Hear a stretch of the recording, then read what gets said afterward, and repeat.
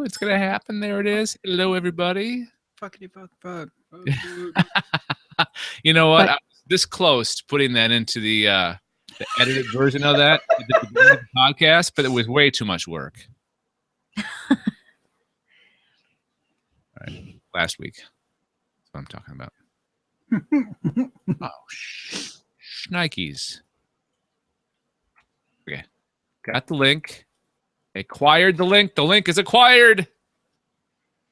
All right. What's the frequency, Kenneth?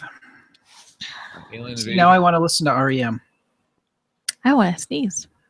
I think I will. Go live on the internet, which we are. That's you. Thank you. Mission Right, here we go. accomplished. I'm gonna start the intro.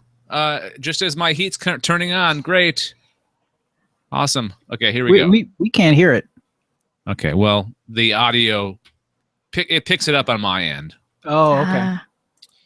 All right, so recording is going. Let's start the show. Here we go.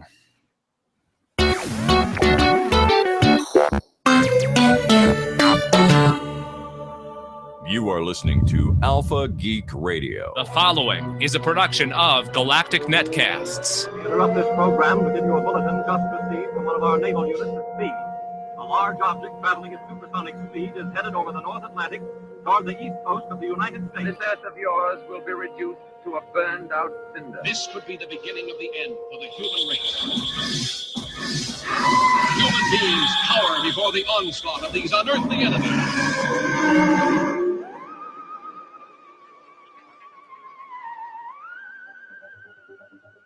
It's Thursday, January 28th, 2016, and welcome again to the Alien Invasion. This is episode number 172, of course, a production of Galactic Netcasts.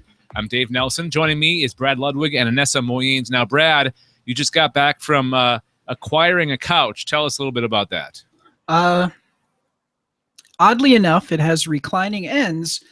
The nice thing about it is it splits into separate seats, essentially. So it was 3 pieces, and it's not that heavy. So they've come a long way in recliner technology in couches. So it's not a heavy beast like I've been. Back in my day, we built couches out of solid steel.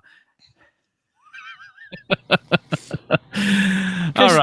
Because damn it, we're America. Now, the real question is it going to fit the living room or wherever it's going to go? Actually, we made sure we measured ahead of time so that we know that it will just slide right into the old space where the old couch was. Oh, yeah. Oh, yeah. Pulling out is for couches. Yeah. Wait, what? All right. Hey, welcome everybody to the podcast that we talk about random things. No, we talk about aliens. No, we talk about random things, too. Yeah. We incorporate it quite nicely most times. This is the show where we talk about beings from elsewhere in the universe and their appearances in film, TV, video games, comic books, science, and in real life. And before I go any further, I have to apologize for my audio sometimes because I'm from you guys, Brad and Vanessa can't hear this, but if you're listening to the audio podcast, once in a while you'll hear my furnace come on or water running above me. It's because it's the only place in my where I live where I can actually have some peace and quiet for the relative peace and quiet for the podcasts, but it's in the basement. So, but you know what?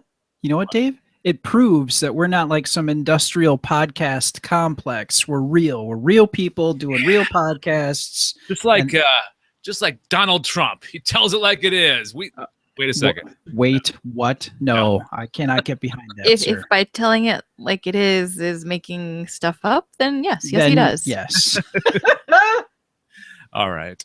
So welcome everybody to the podcast that talks about aliens, and we do it in 3 sections: the news, the sightings feature, and our picks for the week. Before we start, I would personally like to thank Alpha Geek Radio Network and Todd Whitehead for allowing us to stream our audio and video at alphageekradio.com. All together now. Thank you, Todd. Thank you, Todd. You can follow us on Twitter, join our Facebook group, and subscribe to our YouTube channel to watch all of our shows. Just search for Galactic Netcasts on those platforms or click on the links on our website at gncasts.com. All right. Without further ado, let's start things off with the news. In the news. Now, I usually do like entertainment, Hollywood, fictional kind of stories, but I saw this one and I couldn't pass up talking about it because it sort of has something that I'm going to talk about later on, and something that's kind of all the buzz right now, all the rave right now. So just bear with me here. CIA releases secret files of flying saucer UFO sightings. What? Yeah, this is pretty awesome. The CIA has posted online previously secret photographs purportedly showing UFOs or flying saucers, in quotes, hovering over Britain. The hand-selected images are among formerly classified files from the 1950s, which were hidden away by the American spy agency. According to the documents released, one 1952 report entitled Flying Saucers said all but 100 UFO sightings had a reasonable explanation. So, I'll repeat, all but 100 UFO sightings had reasonable explanation. So, they're saying that 100 sightings, they don't know what it is, where it came from. They don't have any kind of explanation. That's amazing. Now, it gets better. What? It said this is kind of a rehashing of what I just said, but less than 100 reasonably credible reports remain unexplainable at this time. This is the CIA talking back in 1952. It is recommended that CIA surveillance be continued. It strongly urged, however, that no reports of CIA interest or concern reach the press or public. A spokesman for the CIA said, this is in present day, we've decided to highlight a few documents both skeptics and believers will find interesting. Below, which was below whatever the article it came from originally, you will find 5 documents we think X-Files character Agent Mulder would love to use to try to persuade others of the existence of extraterrestrial activity. So they're releasing these in conjunction with the new X-Files series. This is the CIA, the Central Intelligence Agency of the United States government, doing this. We also pulled 5 documents we think his skeptical partner, Agent Dana Scully, could use to prove there is a scientific explanation for UFO sightings. So how cool is this? That a government agency is releasing these, number one, releasing these awesome documents of these pictures and these reports from back in the day of UFO sightings that they can't explain. Some of them they can, but there's some on here that they can't. And then number 2, they're tying it into the new X-Files series. Now, there are skeptics, though. Stephen Bassett, that name sounds really familiar, the executive director of the Paradigm Research Group, which is campaigning to get the U.S. government to admit aliens are real, believes the release is a face-saving exercise by the CIA to prepare the public for the existence of extraterrestrials. He told the Mirror, the recent postings to the CIA website could well be strategic on the part of the agency. It appears the CIA used the revival of the X-Files franchise as a convenient time to remind the public the agency has, in fact, engaged the extraterrestrial presence issued in the past. Or the extraterrestrial presence issue in the past. So, your thoughts, Anessa and Brad. What do you think? Well, I guess if the CIA wanted attention, they would do that. I don't see why it would be dubious. Do you think this Stephen Bassett is just one of those people that will always find the conspiracy in things? Sure. If you don't trust anybody or if you have trust issues, it's just not going to happen. Mm-hmm. You're not going to trust anybody. Everything is suspect then. Well, it sounds like these. Okay, I think it's awesome that they released anything. That they're actually admitting that there are some reports, 100 reports from back in the day that they can't explain or they couldn't explain at the time, right? Yeah. So that's pretty cool. And then to actually, I don't know, use the cultural zeitgeist to promote this, that's pretty awesome as well. I give kudos to the CIA. I'm going to give them a thumb up. Maybe two or Maybe one. two. Well, I'm kind of wondering if maybe it's not necessarily promoting, but they're releasing it at a time where everyone, well, not everyone, but a lot of people are really excited about the X-Files and really excited about the conspiracy theories.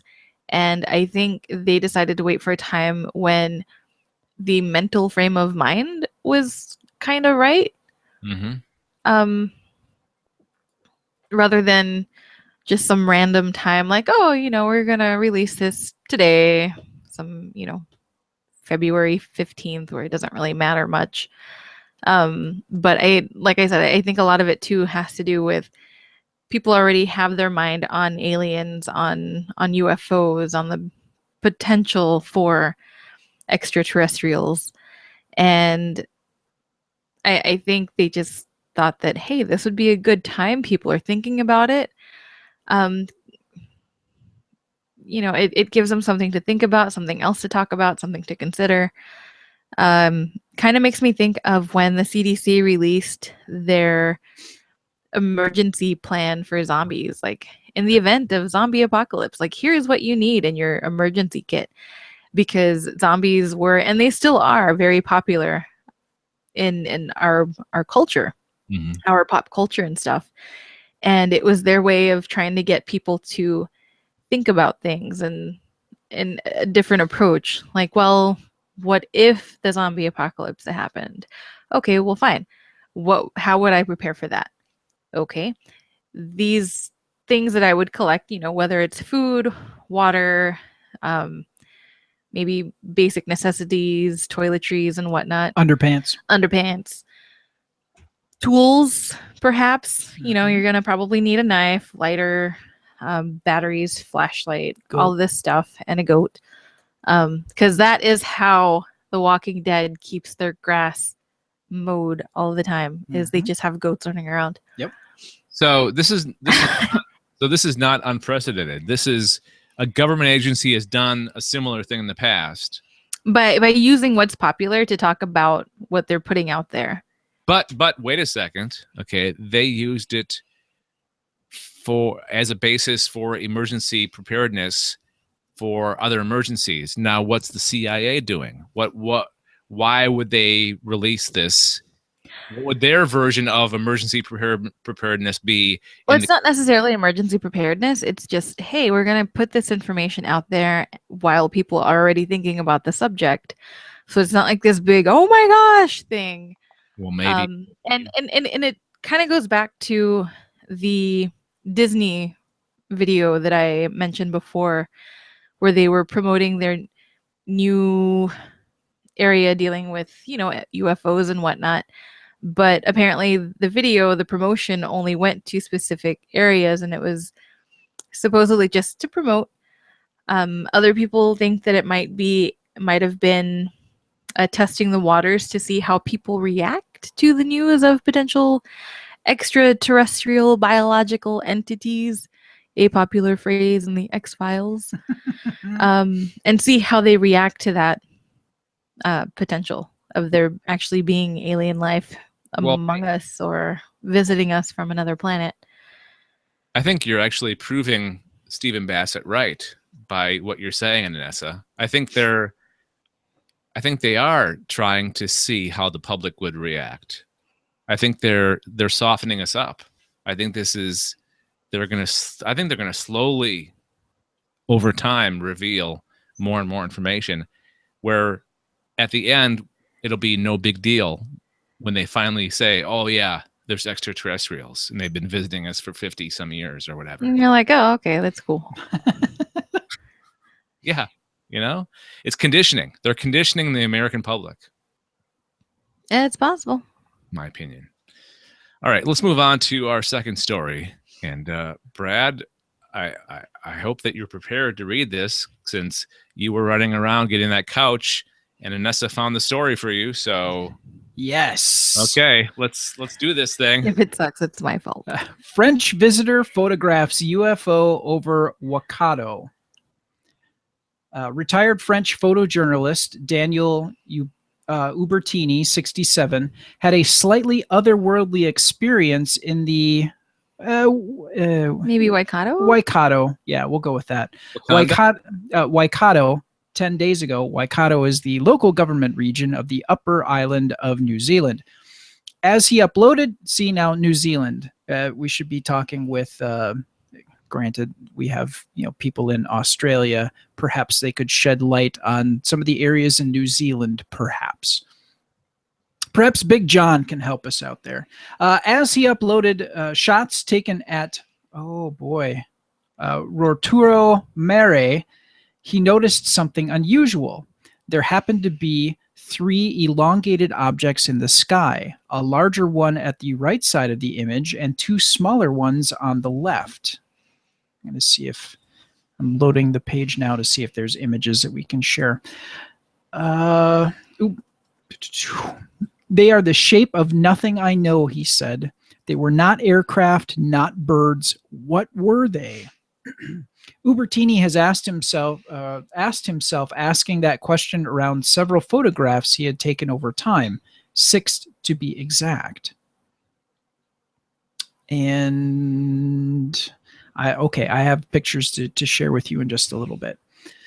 Most were taken before the day of the drone, where misidentification might be more plausible. His first UFO shot was in Reunion Island in the Indian Ocean. A subsequent photograph featured a questionable image was taken in Tonga in 2009. Then there were 2 in France during 2014, another in Tonga in 2015, and now the one in the Rotorua in January. Excuse me. The fact-driven photojournalist and aviation enthusiast is quick to deny anything akin to obsession around UFOs, but his tally is an unusual one. I took my first photo of a UFO in 1977, said the internationally published Ubertini. At that time, I was not completely thinking of UFOs. That incident was in Reunion Island when he was photographing an Air France B-747 taking off. When developing the shots, he noticed an object roughly the size of the engine flying above the wing, with an apparent tail at the back. In 2009, he discovered a shape resembling a DVD with a hole in the middle, appearing above and behind a plane on the tarmac in Tonga. He sent the shots to Arizona and to the French Space Agency Investigation Unit, GAIPAN. Neither could identify the objects and filed the images away. Ubertini stayed with friends in Cambridge in late January en route to his home in the south of France. While there, he visited the Rotorua Mare and took his most recent UFO shots. I never try to take those kind of photographs, but I do photograph a lot of aircraft, and I do believe there are things happening that we cannot explain. And this story is from stuff.co.nz. New Zealand. New Zealand. And I am going to share the screen here. And let me zoom this in real quick so we can kind of get some ideas of what we're seeing. So in Ubertini's shot here, this is his shot in Rotorua. And here in the circle is one of the objects that he's talking about. It's the elongated object, or at least it looks elongated from the angle he's at. It could be circular. We're not sure. Further down on this, here he is, the man himself, Mr. Ubertini. And here are some of the other pictures that he has gotten images of UFOs, things that he cannot identify. So he seems to, in this shot here on the left is the one that he took in 2009 in Tonga. And on the right is the 1977 shot taken in Reunion Island. And it looks like there's a square here where it looks like there's been some kind of analysis to see if that image is faked of the UFO in that particular image from 1977. So he never tries to get pictures of UFOs. They just kind of appear in his photographs. He takes the picture, he looks at it and sees, hey, there's something in this image that I can't explain. Make sense. Yep. I never really trust those kind of reports. Like for him, well, I mean, you have to kind of think about it when you're taking a photograph, because typically when you take a picture, you're taking a picture of a particular item. And when you're framing the item, you're just kind of like loosely looking at the background and going, okay, this is where I want this particular image or item, person, thing to be within the frame. You're not really looking at every single little detail. So if something happens to appear in that image, then it happens to appear in the image. Like I've taken pictures and then I've gone back and looked at them and I'm like, oh, I don't remember that being there. But that's because I was focused on the person or the object that was in the image. And the fact that to me, the fact that he's holding up images and they're not obviously lens flares or solar flares gives, like, to me, some air of credibility that, there is an object in the photo, can't identify what it is. Is it extraterrestrial? Maybe, but it could also be another aircraft flying in, and just the angle of approach to where he's standing may give it the appearance of an unidentified flying object. So, because he does say that he does, take a lot of pictures of planes. So I imagine he's around airports in that area quite a bit. So I wouldn't necessarily disregard his claims, because they are in fact unidentified flying objects, but we don't know if they are just misidentified airplanes from Earth or if they are from not Earth. The other thing too is, one, he takes a lot of pictures. That seems to be pretty obvious. So he's got a small percentage of these UFO images, and he doesn't seem to be. He's not looking for them. They just seem to be there. So I kind of feel that he's not a hoaxer. Right. He just gets. And like I said, the lens flare thing, like, really. I just remember at my old job having individuals email me pictures going, oh, this is a UFO. I'm like, sorry, it's a flare created by your lens and the sun. I don't know what to tell you. So, and you can tell with the angle of the lighting, the direction that it's coming from, the direction of where the flare is going. And yeah, so I don't know. To me, because he's holding up images that aren't just of lens flares, I don't know. Seems like he'd be more legit. Yeah. All right. Cool. I think we've come to a pretty good conclusion with that story. I think so. And we could probably move on to the next one. All right. Anessa, what do you got there? LOL. Show's over. So long, alien invasion. So long, AT. Thanks for all the fish. Thanks for all the fish. The search for extraterrestrial life on distant planets has turned up nothing, because ET and others like him have probably gone extinct. Wait, do we have a sound effect for that? I don't know. I used to have that. Wait, maybe sad trombone. There it is.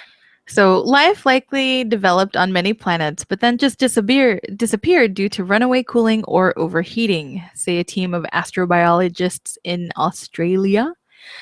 Astronomers have found no end of potentially habitable planets outside our solar system.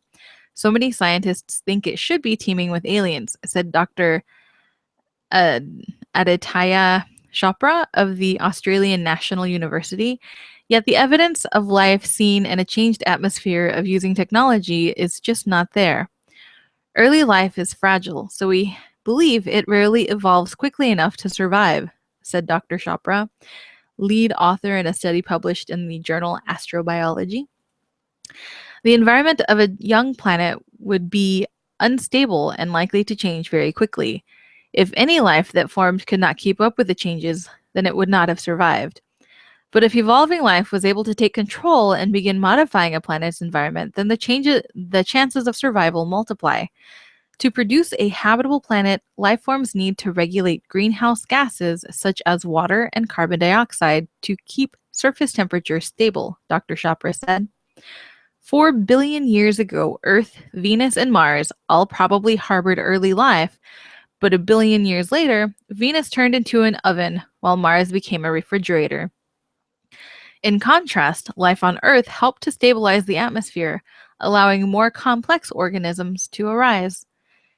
The theory, put together by Dr. Chopra and colleagues, offers answers about survival and whether the likes of an ET would get a chance to evolve. The mystery of why we haven't found signs of aliens may have less to do with the likelihood of the origin of life or the intelligence and have more to do with the rarity of the rapid emergence of biological regulation of feedback cycles on planetary surfaces, he said. So if we manage to find fossils that confirm life on distant planets, almost all of them will be extinct microbes. Much rarer will be the fossils of multicellular organisms such as ET or humanoids. With them will be the evidence of life that damaged its atmosphere or polluted its water only to die off in a changing environment in which it could no longer live. It's kind of sad. I was about to say the same thing. It's sad. Like, I swear we've talked about this before. I swear that we've probably it's just made its rounds again online, and there are some stories that we talk about them. Like, I'm pretty sure we've talked about this or mentioned it, or maybe I've seen this somewhere. But yeah, it's still depressing. I think how we talked about it was there was like 3 explanations as to why we haven't encountered alien life yet. And I think this was one of the theories. Yep. It was probably one of the theories there, but it's finally made its way to where it's its own news story, because I saw this on multiple outlets. But I went with the irishtimes.com. Are the Irish? The pirate Irish? Shasha, shasha. I don't. Okay, ask my wife, and she will tell you that I don't do accents very well. Like I'm trying to master an Italian accent, but it's terrible. You want to hear it? Yes. I can't do it now. The extent of my Italian accent is circled and based around Super Mario Brothers. It's a me, Mario. I was gonna say mine's more like eat some spaghetti. Eat some spaghetti. See, there you go. I do it whenever I'm making spaghetti. It's a spaghetti. Do you do that with lasagna too? You should totally do that with It's a lasagna. See, there you that's go. even better. Yeah. Oh, there you go. So you need to make lasagna more often. We don't make lasagna at all. Oh, well, you should start. Yeah. I've heard it's easier than it looks. Where were we? Oh, you're done. I'm done, and that was a sad story. Pack your bags, go home. Oh, sorry. Story made me mad. There is alien life out there. We just haven't found it yet. It's not all dead. Come on, people. There's positivity here. That's like a really negative story, but I figured it's something to talk about. But given how huge the universe is, not just the galaxy, but the universe, there has to be other life out there. Yeah, it does. There has to, but it's just the universe and the galaxy is just so huge that, what are the chances of us actually running into somebody or finding it? Yeah, it would have to be within like our own solar system, I think. Yeah. On a microbial level. I have high hopes for that new 9th planet that what it orbits. Nibiru? No. The story. I know what you're talking about. Bless you. When I hear the ninth planet and like just discovered, I think Nibiru. And Planet X. Yes. Yeah. Okay. Hey, let's move on. Let's before we do the sighting feature, I want to ask everybody to head on over to Patreon. That's patreon.com/Galactic Netcasts. We are quickly approaching our $50 goal. We're almost to the point of making $50 a month, thanks to all of you. And you can help us get us there by going to patreon.com/Galactic Netcast. Now we're raising money not to become rich, not to pay salaries. We're making money, or we're raising funds to afford like web hosting and audio hosting and maybe some advertising and who knows what else. It's nothing frivolous. It's all important things that need to be paid for, right? It's not going to hookers and booze. No, it's not. Or blackjack. We have a couple of new patrons this week. I want to thank Sean Tillman and Carrie Sims. Carrie Sims is the co-host of Trivia Geeks. Yes, she is. With Sean Burns. Thank you. I always want to say Sean Mullins. That's wrong. Yep, that's very wrong. Yeah. John Burns does a new podcast on this network called Exploring the X-Files. Speaking of X-Files, we'll be talking a lot X-Files here coming up. So no spoilers. No, you can check out his podcast and others by going to gncasts.com. But you can help us out by going to patreon.com/Galactic Netcast. And we're starting to dole out rewards for different levels, like the $3 per month donation or pledge will get you a newsletter with extra stories that don't quite make the podcast. The $5 a month gets an extra episode. And there's another one that I fear to talk about because it means extra work for us. But there's a really big one on there that you can just check out for yourself at patreon.com/Galactic Netcasts. And I want to thank everybody for their support of the network. All right. Thank you. Let's move on. Hey, it's sightings. It's a sightings time. Please identify the witness. A black, triangular, three-dimensional shape. Huge, just flying, hovering minute. Shaped like almost like between an egg and like a teardrop. Two long cylinder objects flying over me. I could see the occupants in it. Appeared to be rotating, and it was circular to disc shape, and it hovered for maybe about 5 minutes. Sightings of an unidentified flying object, possibly a alien spacecraft. We do it every episode, and Brad has this week's sighting report. Brad. Darn right I do. And this sighting is from the Kalama Peak UFO sighting. Passing UFO sparked volcano eruption in footage released by conspiracy theorists. Aliens could have caused a recent volcanic eruption in Mexico, according to conspiracy theorists.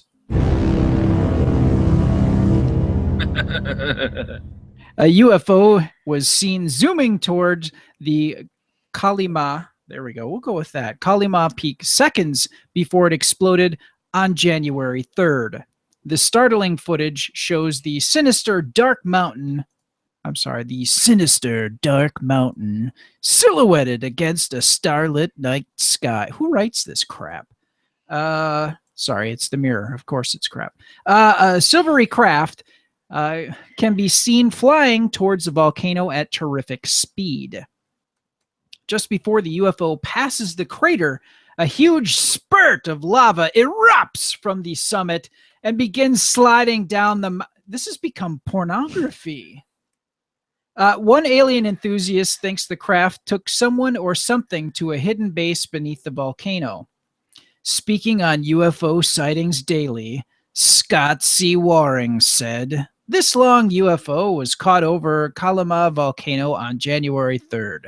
The UFO, we just read this, didn't we? The UFO passes over and through the lava shot up from the mouth of the volcano. Oh God, this is pornography. As it gets above No, that's the one. As it gets above the luscious mouth, there's a burst of light, and it all goes black, and it's spent. Oh, wait. The UFO then flies away. I believe that the UFO went over the mouth. It transported someone or something to it from the underground base below the volcano. It's Alien Invasion After Dark. You should be paying like $2.99 a minute for this. The volcano spurts everywhere as the UFO deposits its load thing. I got nothing. Need to say that a little slower. Deposits the load thing. There you go. go. Yeah.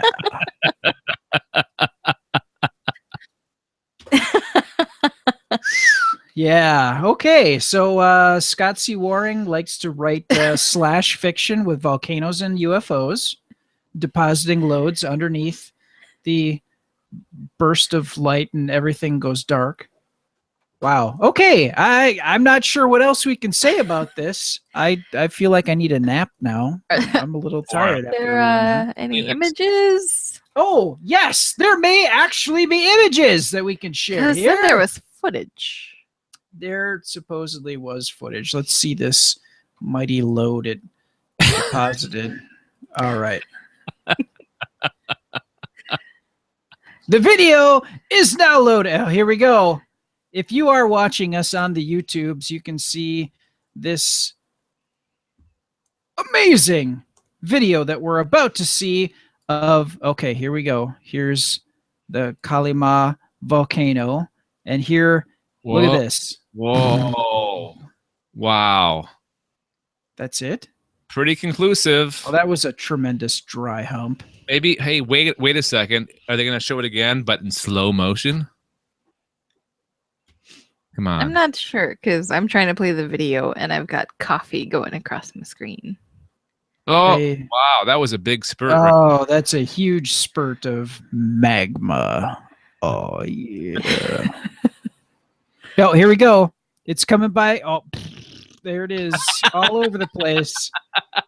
The UFO just...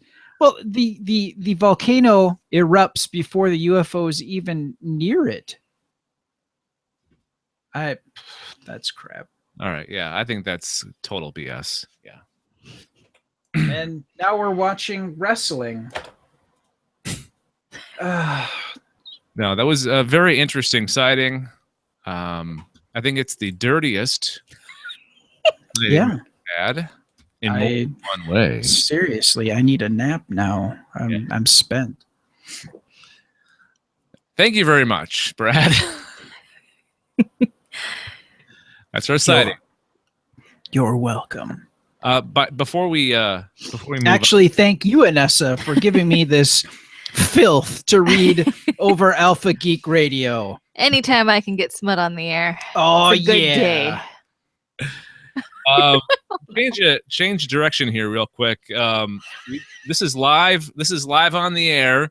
At Growly Bear on Twitter says, to improve your Italian impression, you need to work on stressing the right consonants, i.e.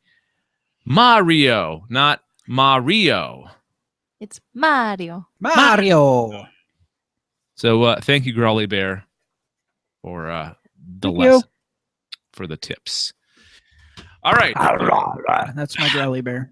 For more on this podcast, including show notes, contact info, and subscriptions links, go to gncasts.com/aliens.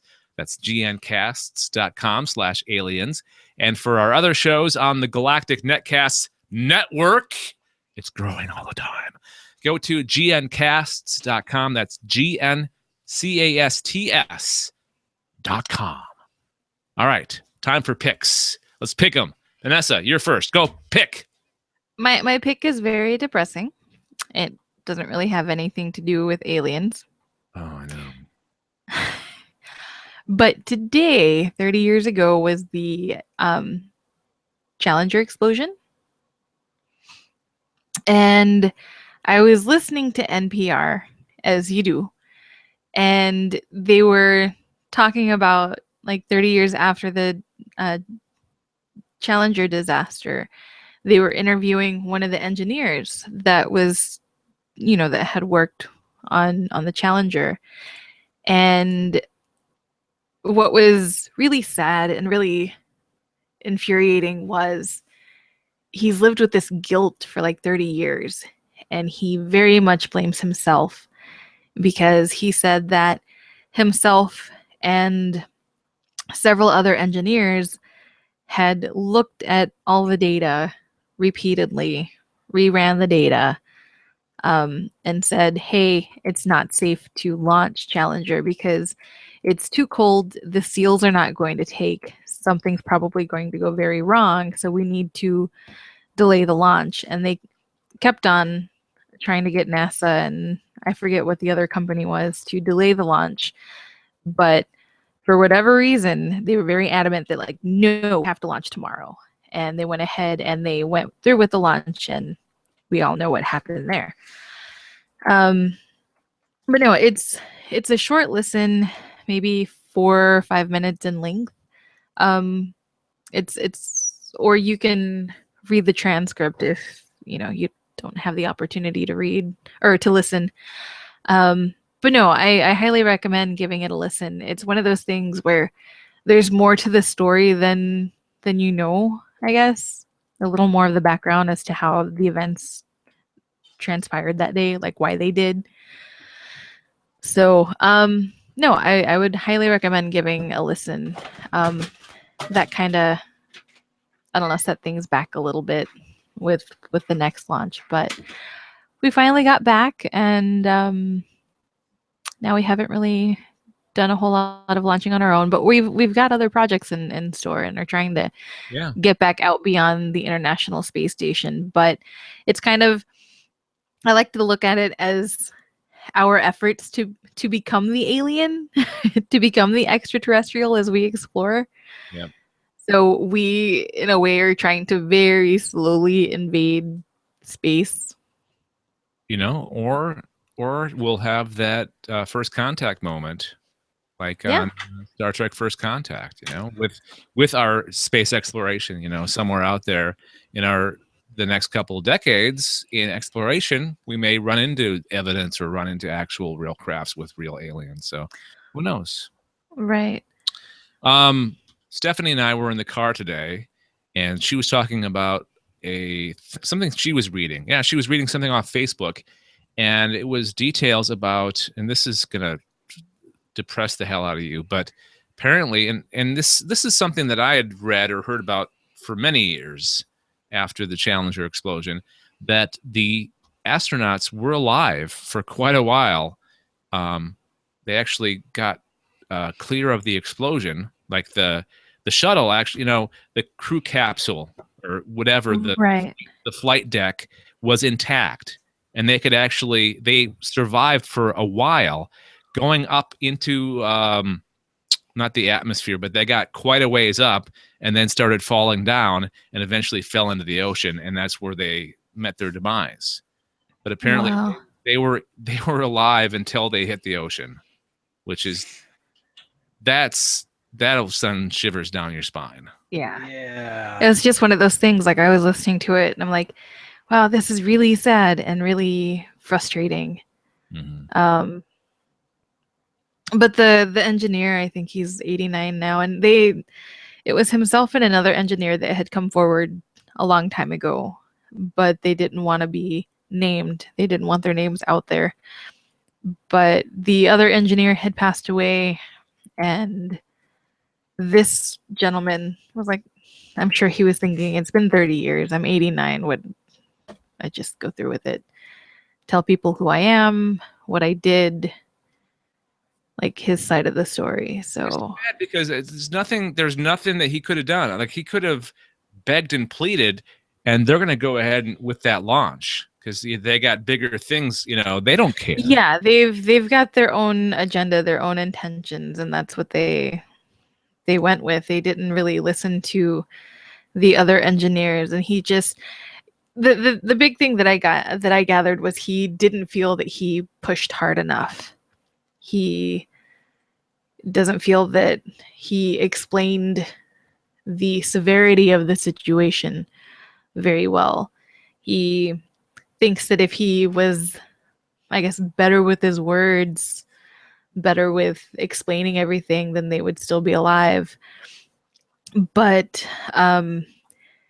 there was the other engineer that had passed away had told him that, I'll go ahead and read the quote. It says, "We were talking to the right people.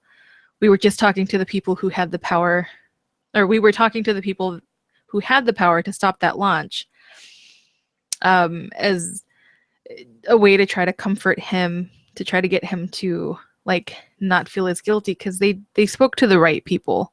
Mm-hmm. And you can't really go any higher than the top, I suppose, when it comes to trying to stop something from happening. So I don't think that would happen again in this day and age. I don't think NASA is the same NASA it was back then. I think no, I don't think so. And so, no, like I said, highly recommend it. It'll probably make you angry, probably sad, but highly recommended. Okay, so since my heater is about to turn on, let's switch the order here and have Brad do his pick, and then I'll wrap things up with the X-Files. So go ahead, Heck Brad. yeah. My pick is from the cartoon Rick and Morty. What a drastic change. What a drastic Yeah. I know, it's like, oh. There you go. I saw a recommendation from former guest on the Sci-Fi Geeks Club and former submitter to Galactic Netcasts, Amy Frost, about how wonderful Rick and Morty was. And I'm like, I'll give it a try. I usually eat my lunch at my desk at work. So I, shut the door to my office and fired up the Hulu, and there it was. So I've been catching up on episodes of Rick and Morty. The fourth episode of the first series is named M. Night Shaym-Aliens. Yeah. And let me explain Rick and Morty a little bit. If you were to imagine Doc Brown from the Back to the Future series as a drunken, selfish, brilliant loser, and Marty as first off, Marty would be Rick's grandson in this particular thing that I'm talking about here.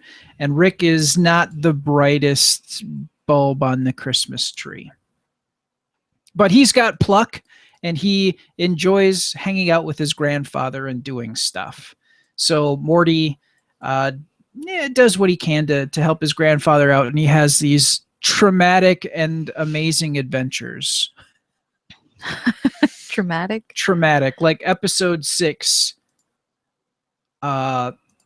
basically Rick destroys all of humankind, and the reset for it is them going to an alternate universe where the Rick and Morty there have died, and they just bury their bodies and take their place. Wow. And the look on Morty's face as they bury their counterparts for this particular universe. He's got the 1,000-yard stare. And I actually posted something to Facebook. I'm like, the trauma that this kid experiences pretty much in every episode, there's no way that a human being could ever deal with the amount of trauma that he ends up experiencing. Don't let that get you down on this, though, because the adventure is very funny. And part of it is there's the adventure that Rick and Morty have, And then there seems to be like side adventures that the rest of the family has. Now, the family structure, I've already mentioned Rick, who's the grandfather, Morty, who's the grandson. There is Jerry, who is the father, Morty's father. There is, oh my God, I can't remember her name.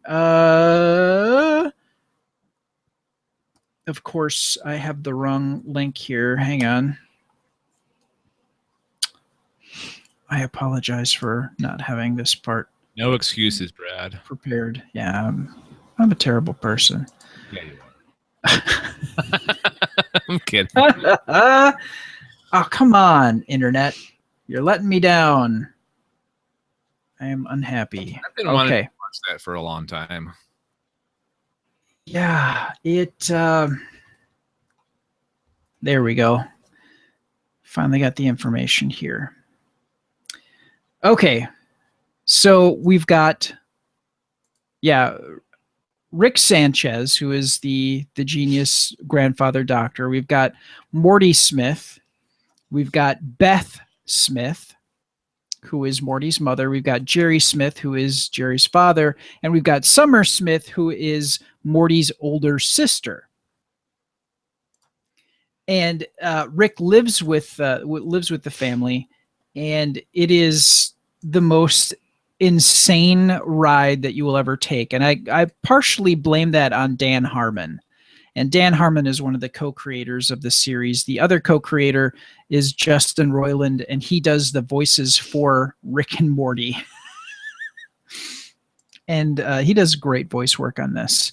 But Dan Harmon, if you've seen Community, he was a part of a group with Rob Schrab called the Dead Alewives. Check that out.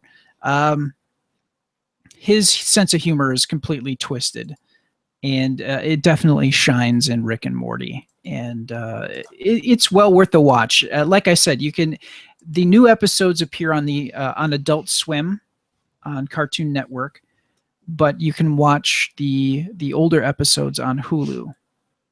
And the guest voices that they have on the episode that I mentioned at the start of this is from M. Night Shaym-Aliens, is David Cross, and he is, Arrested Development. He's been he's touring with Bob Odenkirk, or no, he's doing a show with Bob Odenkirk. Doesn't right he now. have that show too, where he's in England or in London at some company? Like he's the only American that works at this company. I forget what that's. Gregor Sprague would know what I'm talking about. Yeah, I'm sure he would. David Cross is he got his start as a stand-up comedian and ended up doing Mr. Show with Bob Odenkirk and a few others, and an amazing voice talent. He's voiced other things too. The whole concept of this particular episode is Rick and Jerry are trapped by alien scammers in a simulated reality, whilst Jerry, the father, remains completely unaware. In this particular episode, these aliens are trying to get the formula for a particular kind of dark matter that would allow them to travel at incredible speed. And it seems that these aliens are constantly trying to get this recipe from Rick. And throughout this entire episode, and episodes are about 23 minutes, so it's a half an hour program in broadcast form. And throughout, Rick is always trying to stop these scammers and trying to figure out that, what their angle is.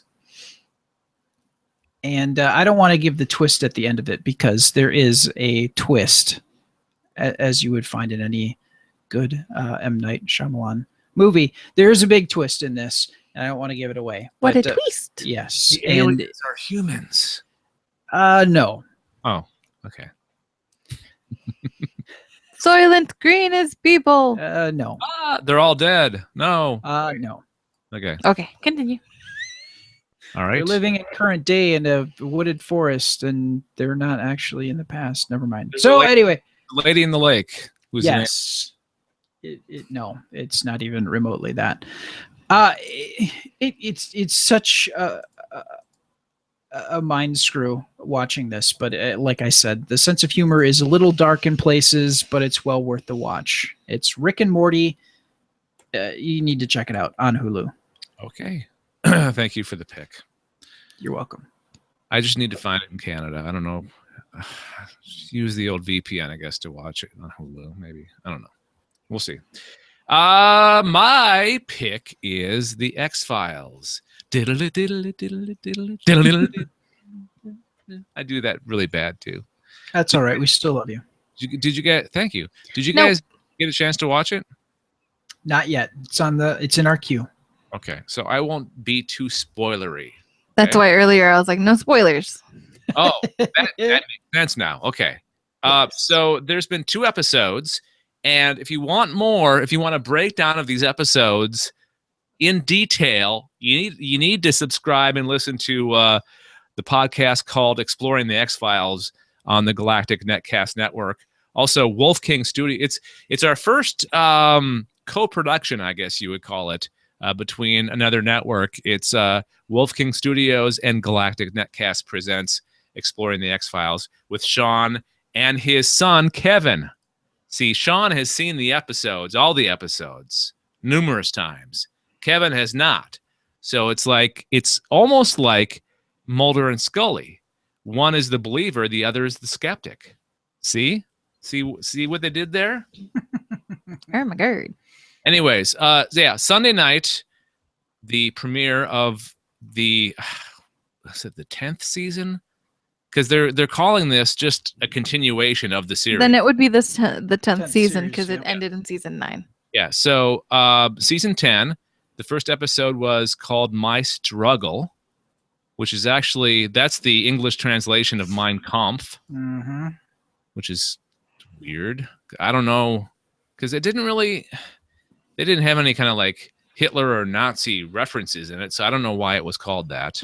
Well, I mean, I think if you look at some of the previous episodes, a lot of times they would use Latin, so maybe they're just trying to like change it up. Okay. I mean, nobody actually spoke Latin in those episodes, but yeah. Okay, so it's been quite a few years since Mulder and Scully worked together for the FBI on the X-Files. There's been a couple of movies, and hang on I'm just trying to find the IMDb. Should have done this earlier. I'm terrible with. I have a bad memory. Like, I know that I watched it, I know that I enjoyed it, but I'm always really bad at explaining the actual episode. So Scully is working at some hospital as a surgeon, and Mulder is somewhere with a beard. He's all scruffed out, and see, I'm telling you, I'm terrible at this. I'm crappy. I'm crappy crapperson at explaining the plots for these episodes. Hang on one second. Okay, so My Struggle is the 2016 pilot. It reintroduces the X-Files and reunites Agent Mulder with Dana Scully after the collapse of their relationship when Mulder is engaged by a TV host played by what's his face from Community? Joel McHale. Joel McHale. Yep. Mulder proclaims new evidence that alien abductions have been faked, and the episode goes on from there. And they eventually end up back doing the X-Files. They both return to the FBI, and they're off to the races again. So that's episode 1. And there's some pretty astonishing revelations in this episode. And a lot of callbacks, a lot of throwbacks, a lot of nods to the original series. So fans of the original series will see things that will be like, okay, I get it. But new people will be like, oh, that's cool as well. So I think they did a really good job balancing those two, the new audience and the old audience. The second episode is called Founders Mutation, and it's more of a Monster of the Week episode. It didn't really deal with the continuing narrative of the conspiracy theory and UFO and aliens and that kind of thing. It involved a lot of like, hang on one second. Let me find the explanation or description. A scientist working for the DoD commits suicide. Mulder and Scully start an investigation only to discover a secret mutation experiment.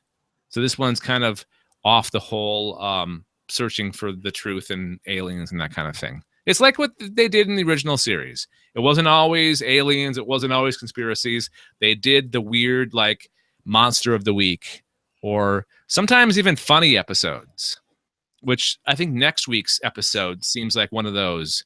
Remember that episode from the original series where there was like a true believer of aliens? He was like a conspiracy theorist, and he gets like interviewed by this like psychiatrist. Or no, it's like some author. And are you talking about Jose Chung's from Outer Space? Yeah, that episode. Yeah. So it seems like one of the best episodes ever. That the one next week seems like that has that feel to it. So I would highly recommend that you catch up in the next few days with the first 2 episodes, and you'll be ready to go Monday night with the brand new episode of The Return of the X-Files. It's cool to see those guys back. The gang is back together again, and I'm so happy that we have the X-Files back in the world once again. The X-Files never left my world. No, not mine either, really. But I'm still rewatching the series. Ah, okay. So those are our picks. Again, Rick and Morty. We had the X-Files, and we had 30 years after the explosion of the Challenger shuttle on this day in history. So, the NPR interview with that guy. All right, we'll have the link to those in the show notes and on the website. You can check it out at gncasts.com. Leave us feedback, please. Send us an email, aliens@gncasts.com, or you can call our voicemail number, which is 805-328-3966, 805-328-3966. Brad, do you want to explain how people can subscribe to the podcast? Sorry. Oh, hey, you can subscribe to this podcast via iTunes. You can subscribe to this podcast via Stitcher. You can give us 5-star rating if you think that we deserve it, and we try. We definitely try, and we give every week all that we can to give you all the best news about aliens that we can find on the interwebs. And if you give us a review, please make sure, if you give us a rating, make sure you write a review. We'd love to hear from you. You can give us it's thumbs up, thumbs down on Stitcher, and iTunes is a star rating system. And on Stitcher, it's per episode. You can't just comment and give a thumbs up on the actual just the podcast. There has to be a per episode deal. Absolutely. But you can also subscribe through gncasts.com with your favorite podcast catcher. All you need to do is under the subscribe tab on gncasts.com, you click that and you can find the show, and you find the RSS address. Boom, you're in there like swimwear. In like Flynn. All right, thank you, Brad. And before we get out of here, final thoughts. Brad, what's yours? I need to start on season 2 of Rick and Morty, starting with my lunch tomorrow. Bam. Quick and easy. Anessa. That was our prom theme. Final thought, Anessa. Yes. I don't know. I don't know. We have a couch to put together. We do have a couch to put together. All right. Get on it. And food to eat. Get on it. Oh. Okay. Sorry. Little Genuine, get on it, my pony. That's going to do it for this edition of the Alien Invasion, a production of Galactic Netcast. Thanks for joining us, everybody. We'll talk to you next time. Bye. Bye. Woo.